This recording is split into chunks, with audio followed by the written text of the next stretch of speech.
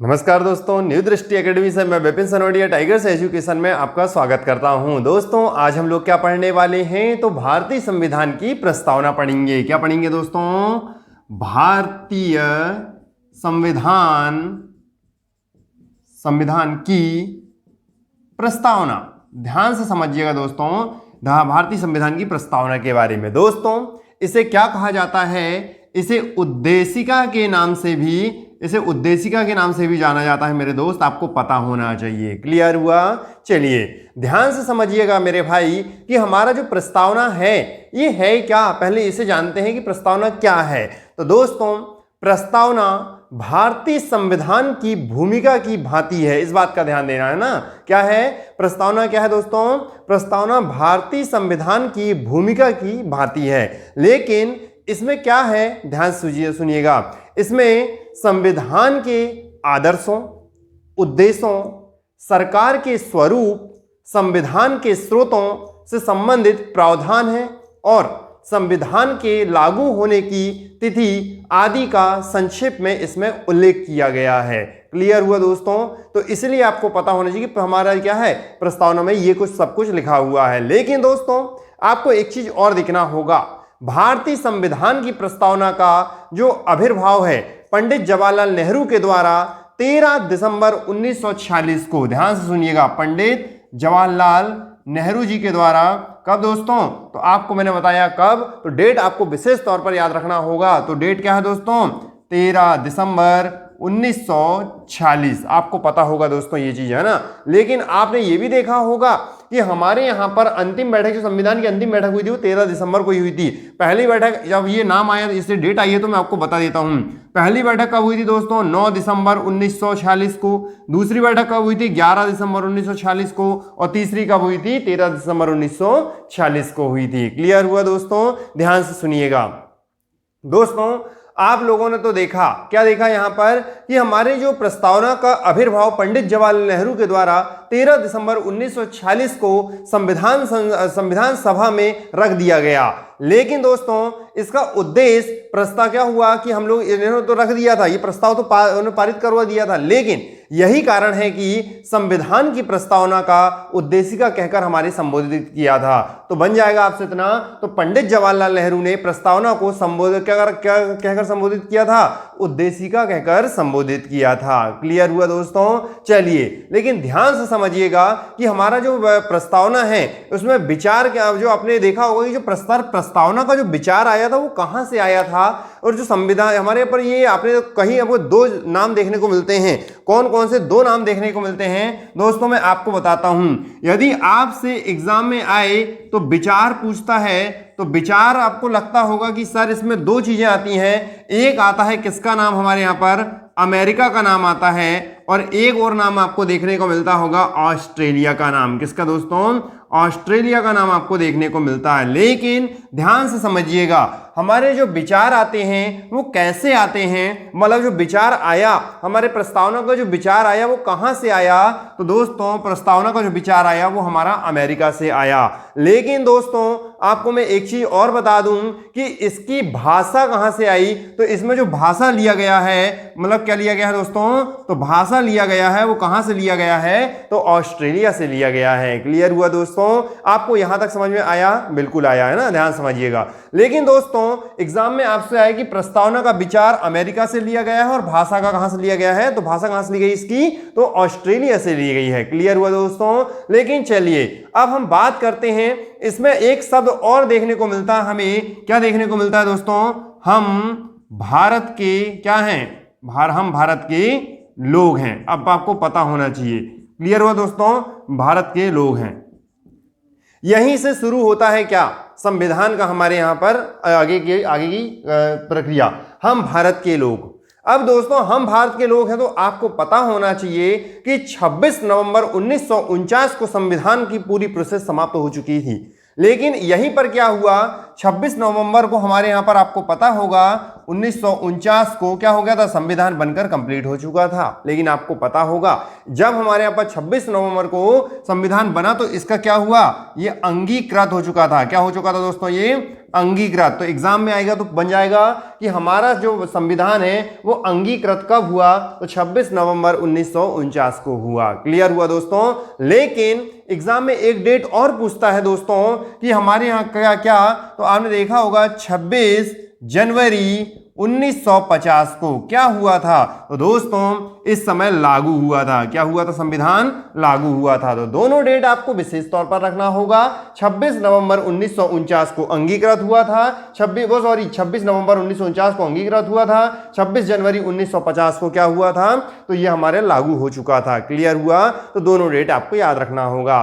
दोस्तों आपने देखा होगा कि हमारे यहां पर एक संविधान संशोधन हुआ था। कौन सा संविधान संशोधन, तो 42वां संविधान संशोधन हुआ था। तो इसमें क्या हुआ था, ये डेट आपको पता होनी चाहिए कि इसमें क्या किया गया था। तो दोस्तों आपको पता होगा कि 1976 की बात है। कब की बात है दोस्तों, ये 1976 की बात है। इसमें हमारे यहां पर संविधान को पहली बार क्या किया गया था यहाँ पर, है ना, तो पहली बार इसमें संविधान संशोधन हुआ था। आपको पता होगा, प्रस्तावना में आपने भी देखा होगा। फिर इसके बाद आपने देखा दोस्तों कि 1976 में 3 चीजें जोड़ी गई थी। क्या जोड़ी गई थी दोस्तों, तो आपको पता होगा एक जोड़ा गया था समाजवादी। क्या जोड़ा गया था दोस्तों इसमें, है ना, तो मैं यहां पर तीनों चीज बना देता हूं। एक जोड़ा गया था समाजवादी, और दूसरा जोड़ा गया था पंथ निरपेक्ष। क्या दोस्तों, पंथ निरपेक्ष, है ना, पंथ निरपेक्ष। और तीसरा जोड़ा गया था अखंडता। क्या दोस्तों, अखंडता। क्लियर हुआ। तो ये आपको तीनों चीज इसमें जोड़ी गई थी। लेकिन दोस्तों आपको पता होना चाहिए, एग्जाम में यही पूछ लेता है कि 42वें संविधान संशोधन में इसमें क्या नहीं जोड़ा गया। वो आपको तो 3 नाम सेम दे देगा, लेकिन एक और नाम अदर दे देगा। तो आपको क्या करना होगा, अदर में टिक करना होगा। या वो क्या बोल देगा कि इसमें से 42वें संविधान संशोधन 1976 में इनमें से आपको ये एक नाम दे देगा और 3 नाम गलत दे देगा। इस प्रकार से आपके क्वेश्चन क्या होते हैं, सॉल्व किए जाते हैं। क्लियर हो दोस्तों। तो आप लोग इसमें क्वेश्चन बनाना सीखें, और क्वेश्चन बनाने के साथ साथ हमें देखें कि इसमें कितने प्रकार के क्वेश्चन बन सकते हैं। 2 लाइन पढ़े और 2 लाइन के 4 क्वेश्चन बनाना सीखें आप लोग। ठीक है दोस्तों। चलिए, तो अब आपको पता होना चाहिए, यहां तक देखा। लेकिन दोस्तों मैं आपसे एक बात और करना चाहूंगा कि हमारे यहां पर समाजवादी 42 संविधान संशोधन 1976 में समाजवादी, पंथ निरपेक्ष, अखंडता को शामिल तो कर लिया गया, लेकिन इसमें हमारे यहां क्या हुआ, प्रस्तावना के मुख्यतः 3 तत्व देखने को मिलते हैं। किसके दोस्तों, तो मैं यहां पर बात करता हूं प्रस्तावना के 3 तत्व, है ना। तो प्रस्तावना के 3 तत्व, ये 3 तत्व कौन कौन से हैं मेरे भाई, सबसे पहले आप लोग को ध्यान देना होगा। सबसे पहले बात करता हूं संविधान का स्रोत। किसका दोस्तों, संविधान का स्रोत। अब ध्यान से सुनिएगा दोस्तों, क्योंकि यहीं पर से बहुत सारे क्वेश्चन बनेंगे। क्योंकि आपने देखा होगा कि बहुत सारे हमारे पर क्वेश्चन कहां से बन जाए हमें पता नहीं होता है। क्लियर हुआ दोस्तों। तीसरा आपका आएगा संविधान का स्वरूप। संविधान का स्वरूप, ठीक है दोस्तों। लेकिन आपको पता होनी चाहिए एक और है हमारे यहां पर, जिसका नाम है संविधान का उद्देश्य। क्या था, संविधान का उद्देश्य। ठीक है, तो ये था हमारे यहां पर संविधान का उद्देश्य। ध्यान समझिएगा मेरे दोस्त, है ना। ये मैंने 3 भागों में बांट दिया। ठीक है, अब ध्यान समझें। सबसे पहले मैं बात करता हूं संविधान के स्रोत के बारे में। दोस्तों संविधान का स्रोत क्या है, सबसे पहले समझिएगा। संविधान का स्रोत क्या कहता है, हम क्या है दोस्तों, हम भारत के क्या हैं, हम भारत के लोग, भारत के लोग या जनता। क्या दोस्तों, या जनता। अब समझिएगा, हम भारत के लोग हैं। इसमें आपको क्या दिख रहा है, मतलब हम लोग भारत के क्या हैं दोस्तों, लोग हैं। ले अर्थात हम भारत की क्या हैं, जनता हैं। लेकिन आपको पता होना चाहिए संविधान को शक्ति किससे मिलती है, तो संविधान को शक्ति जनता से मिलती है मेरे भाई। समझ रहे हैं आप लोग, है ना। अब ध्यान समझिएगा, क्योंकि हमारा सर्वोच्च में क्या होता है, तो हम लोग बात करें अभी तो हमारे सर्वश्रेष्ठ में है संविधान। क्या है मेरे दोस्त, संविधान है। लेकिन संविधान को शक्ति कहां से मिल रही है, तो संविधान को शक्ति हमारी जनता से मिल रही है। इस बात का ध्यान देना दोस्तों। आपने ये 2 चीज तो देख लिया कि हमारे यहां पर आपको इसलिए क्या है कि संविधान का स्रोत हमें पता होना चाहिए। लेकिन दोस्तों मैं दूसरी बात करता हूं कि हमारे यहां पर संविधान के प्रारूप के बारे में। दोस्तों संविधान के प्रारूप में 5 बातें बातें करूंगा, इन पांचों बातों को आपको क्या करना होगा, ध्यान से सुनना होगा और इसके बारे में आपको डिटेल भी समझा देता हूं। सबसे पहले मैं बात करता हूं संपूर्ण प्रभुत्व संपन्न। क्या बोलता हूं दोस्तों मैं, संपूर्ण प्रभुत्व संपन्न। समझिएगा दोस्तों क्या है ये संपूर्ण प्रभु संपन्न। सबसे पहले मैं आपको बताना चाहूंगा कि हम लोग अपने विदेशी या आंतरिक निर्णय को स्वतंत्रता पूर्वक ले सकते हैं। दोस्तों हम विदेश में की चीजों को हम लोग आराम से उसको क्या करते हैं, स्वतंत्रता प्राप्त है हमें कि हम लोग उनकी जानकारी ले सकते हैं, हमें अपनी आंतरिक जानकारी हम लोग ले सकते हैं। तो दोस्तों अपने विदेशी एवं आंतरिक निर्णय लेने में क्या है, हम लोग स्वतंत्र हैं। यही क्या है दोस्तों, संपूर्ण प्रभुत्व संपन्न कहलाता है। क्लियर हुआ। चलिए मैं दूसरी बात करूंगा दोस्तों आपसे। तो दूसरी बात आपने देखा होगा जिसका नाम सुना होगा सामाजिक। क्या नाम सुना होगा दोस्तों, सामाजिक का नाम सुना होगा, जिसको हम लोग समाजवादी कहते हैं। चलो मैं समाजवादी ही लिख देता हूं, कोई दिक्कत नहीं है ना। तो ध्यान समझिएगा, समाजवादी। ठीक है दोस्तों, समझिए दोस्तों समाजवादी आप लोगों ने देखा होगा कि यहां पर क्या है, जैसे आपने एक हमारे पर बहुत अच्छे व्यक्ति थे जिसका नाम था कार्ल मार्क्स का नाम सुना होगा आप लोगों ने। तो इन्होंने क्या किया था, गरीब और अमीर के बीच में हमारे यहां पर इन्होंने क्या बताया था कि यार एक गरीब और अमीर के बीच को हम लोग कैसे लेवल में ला सकते हैं, इन्होंने ये भी बताया था। तो दोस्तों हमें समाज में क्या होना चाहिए, समाजवादी में क्या था इसमें कि सारे लोगों को हमें क्या करना है, एक करना है। इस बात का हमारे क्या किसने बताया था, ये कार्ल मार्क्स ने बताया था दोस्तों। और ये हमारे गरीब और अमीर के बीच की बात इन्होंने समझाया था। क्लियर हुआ दोस्तों। चलिए अब मैं आपको एक और बता दूं दोस्तों, जिसका हमारे पर पंथ निरपेक्ष है। क्या दोस्तों हमारे यहां पर पंथ निरपेक्ष। तो ध्यान से समझिएगा पंथ निरपेक्ष को, है ना। तो दोस्तों पंथ निरपेक्ष का मतलब होता है राज्य का मतलब जो संबंध होगा वो कोई धर्म से नहीं होगा, इस बात को पता होना चाहिए। तो दोस्तों नहीं तो पता चल रहा है कि हमारा मोहल्ला मुस्लिम वर्ग का है, वो हिंदू वर्ग का है, तो हम वहां नहीं जाएंगे, वो यहां नहीं आएंगे। ऐसा नहीं दोस्तों, मतलब कहने का मतलब यह कि राज्य का संबंध धर्म से नहीं होगा, सीधी बात ये उन्होंने कहा था। क्लियर हुआ दोस्तों। तो आपको पता होना चाहिए इसका संबंध किससे होगा, ओनली जनता से होगा। किससे होगा दोस्तों, जनता से होगा, ना कि किसी धर्म से नहीं होगा। क्लियर हुआ। चलिए लेकिन दोस्तों आपने एक और देखा होगा, चौथे नंबर की बात करूं मैं, लोकतंत्रात्मक। क्या दोस्तों, लोकतंत्रात्मक। अपने ध्यान से देखिएगा दोस्तों कि हमारे यहां पर लोकतंत्रात्मक क्या है। दोस्तों जनता के शासन के लिए ही जानी जाती है, आपको पता होना चाहिए। जनता किसके लिए जानी जाती है हमारे यहां पर, आपको ये भी पता होगा दोस्तों, शासन के लिए जानी जाती है। लेकिन यहां पर लोकतंत्रात्मक में क्या है कि हमारे यहां पर जो भी काम, अब तो लोकतंत्र समझ गए होंगे दोस्तों, लोकतंत्र का मतलब क्या है मैं समझाऊंगा नहीं इससे, क्योंकि बहुत लंबी प्रोसेस आएगी इसकी। चलिए अब मैं बात करता हूं, सबसे पहले आप लोगों ने देखा होगा गणराज्य। किसकी बात करते हैं हम लोग दोस्तों, 5वां नंबर गणराज्य। यहां पर दो नाम आएंगे दोस्तों, गणराज्य और एक गणतंत्र। क्या आएगा दोस्तों, गणतंत्र। अब समझिएगा यहां पर दोनों चीजों को, है ना।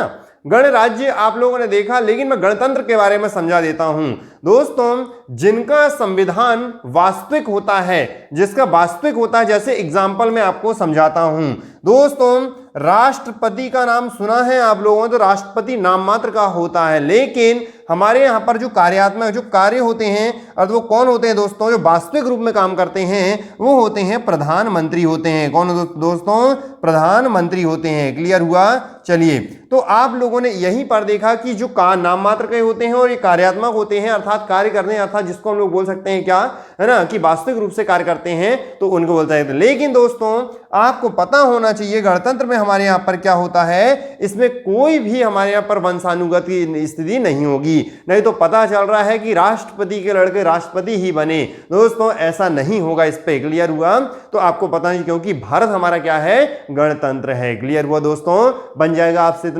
तो ये पांचों चीजों को आपको याद रखना होगा, संपूर्ण प्रभुत्व संपन्न, समाजवादी, पंथ निरपेक्ष, लोकतंत्रात्मक, गणराज्य एवं गणतंत्र। क्लियर हुआ दोस्तों। चलिए मैं नेक्स्ट बात करता हूं दोस्तों संविधान का उद्देश्य के बारे में। संविधान का उद्देश्य को भी हमारे यहां पर 5 भागों में बांटा गया है। तो दोस्तों ये 5 भाग कौन कौन से हैं, तो मैं आपको बताता हूं। सबसे पहले हम लोग बात करते हैं न्याय की। किसकी दोस्तों, न्याय की।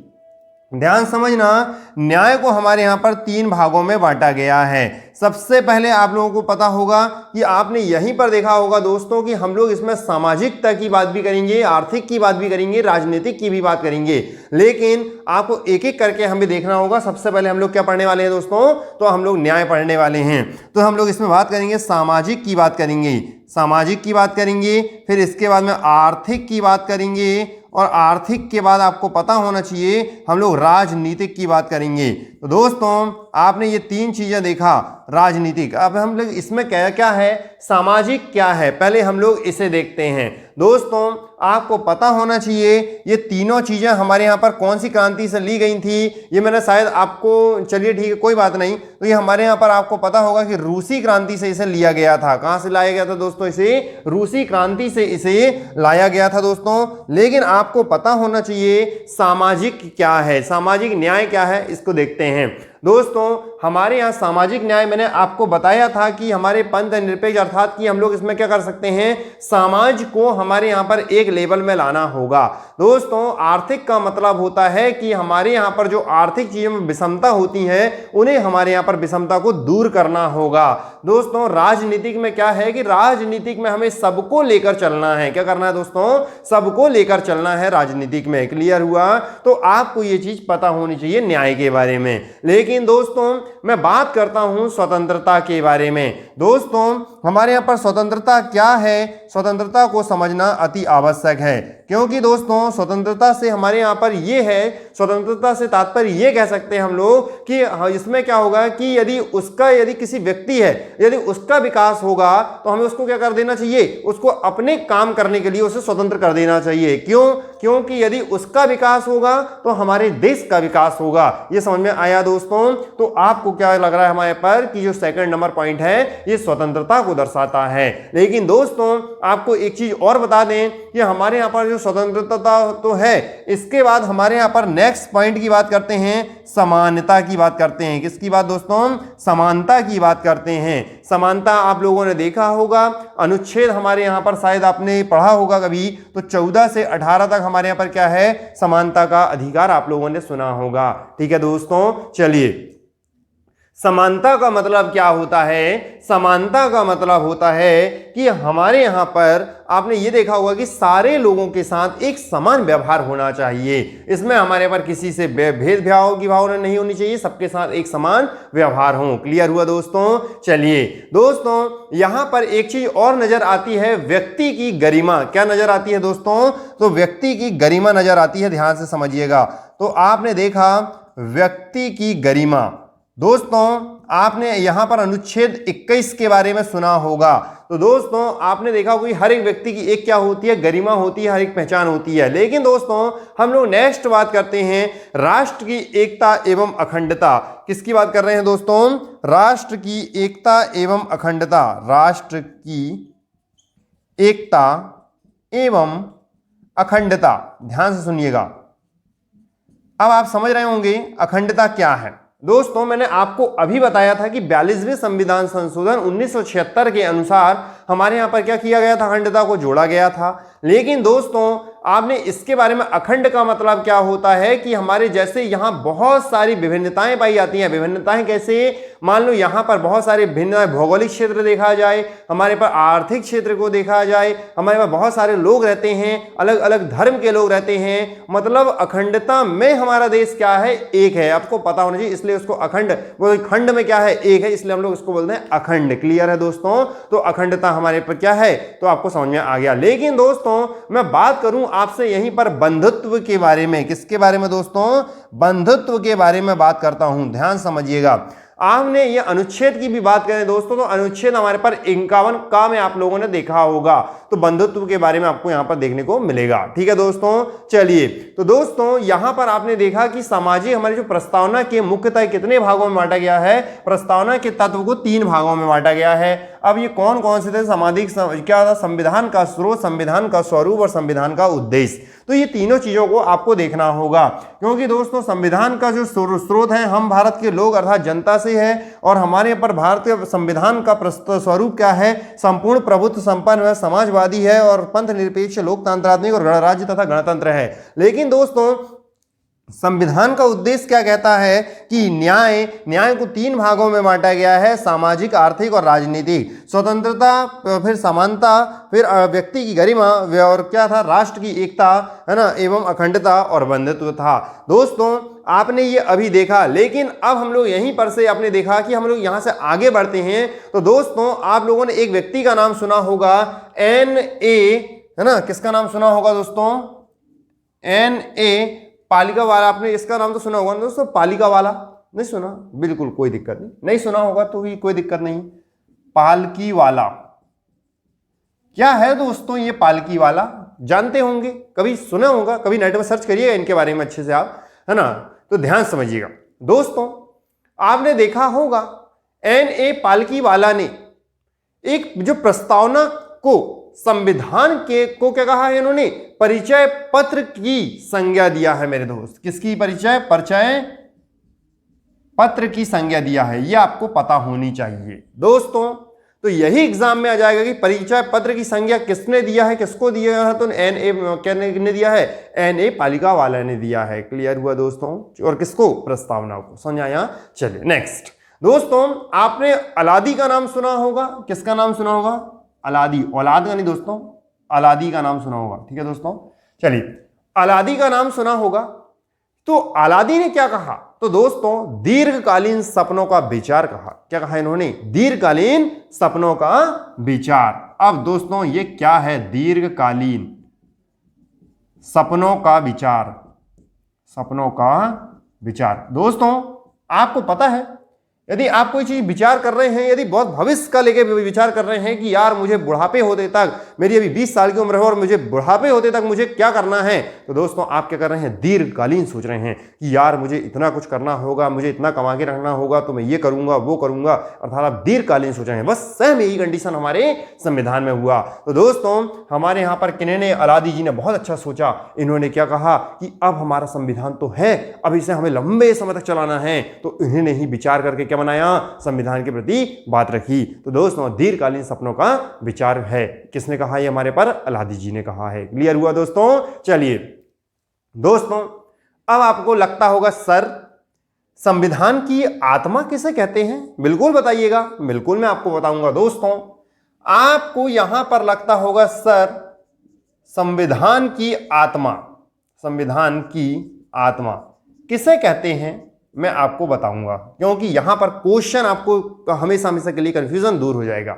ध्यान समझिएगा दोस्तों, आपने BRA का नाम सुना है, बिल्कुल सुना होगा। मैं अभी शॉर्ट में नाम बोला, मैंने फुल में नाम बोलूंगा तो भीमराव अंबेडकर। किसका नाम दोस्तों, भीमराव अंबेडकर।